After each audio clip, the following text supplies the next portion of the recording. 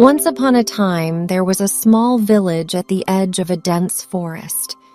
It was a peaceful village, but there was one thing that made the villagers uneasy. Every full moon, a mysterious figure would appear in the forest, and no one knew who or what it was. One day, a young boy named Tom went into the forest to gather firewood for his family. As he was walking, he heard strange noises coming from the trees. Suddenly, he saw the mysterious figure lurking in the shadows. Tom was terrified and ran back to the village to warn everyone. The villagers were skeptical at first, but they decided to investigate. They formed a search party and entered the forest. As they walked deeper into the woods, they heard the strange noises too. Suddenly, they saw the figure lurking in the shadows. It was a huge wolf with glowing red eyes. The villagers were terrified and started to run away, but the wolf chased after them. They were able to escape, but the wolf had wounded several people with its sharp claws. The villagers knew they needed to do something to protect themselves. They decided to seek the help of a wise old woman who lived in a nearby town. The woman was known for her wisdom and her knowledge of magic. The villagers asked her for her help in defeating the wolf. The old woman listened to their story and agreed to help. She asked the villagers to gather some ingredients for a powerful potion that she would make to defeat the wolf. The villagers worked hard and collected everything the old woman needed. The old woman made the potion and gave it to the bravest villager. He drank it and set off into the forest to face the wolf. As he walked, he could feel the potion coursing through his veins, giving him strength and courage. When he found the wolf, he didn't hesitate. He attacked it as they celebrated, however, they didn't notice that the wolf's body was slowly disappearing. It was as if it had never been there at all. The old woman saw this and realized that the wolf was not a natural creature, but something that had been conjured by magic. She decided to investigate and soon discovered that there was a group of evil witches who had been using the wolf to terrorize the villagers. The old woman knew that they needed to be stopped before they could do any more harm. She gathered a group of brave warriors and set off to find the witches. They traveled for days, fighting off all sorts of dangerous creatures along the way. Finally, they arrived at the witches' lair.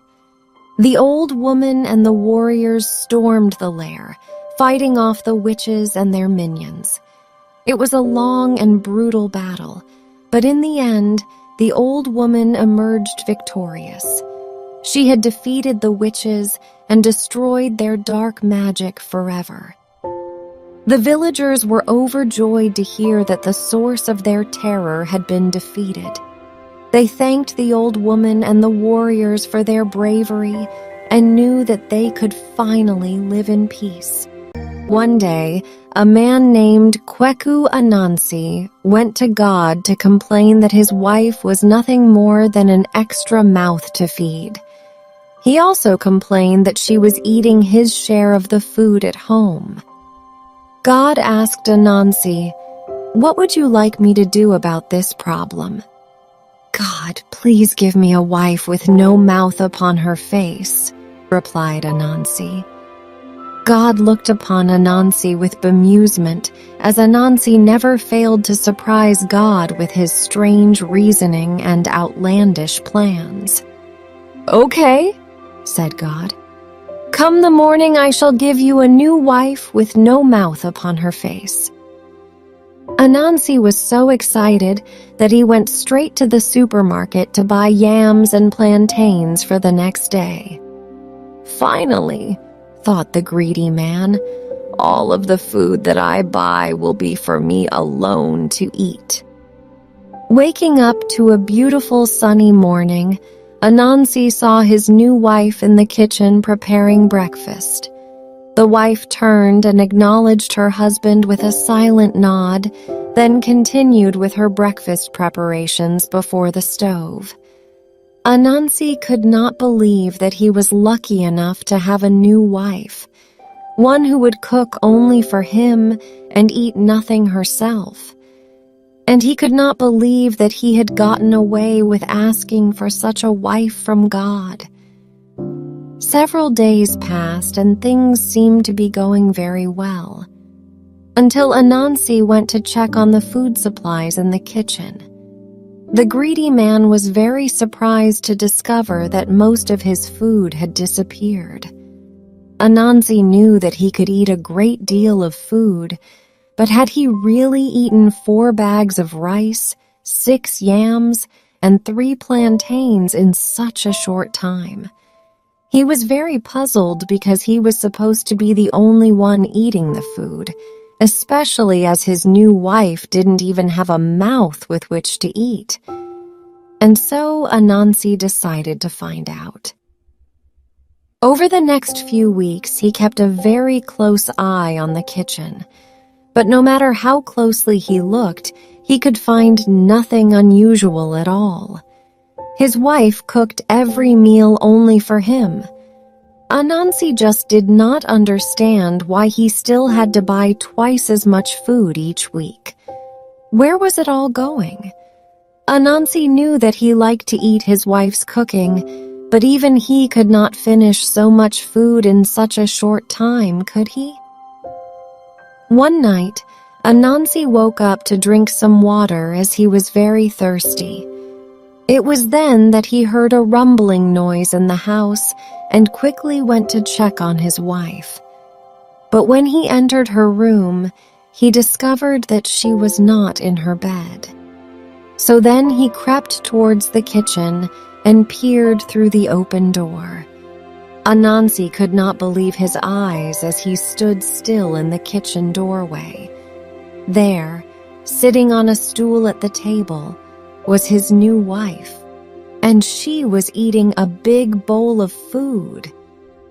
He watched in amazement as she scooped up the boiled rice and yams, lifted up her right arm, and put the food into a mouth that was hidden in her armpit.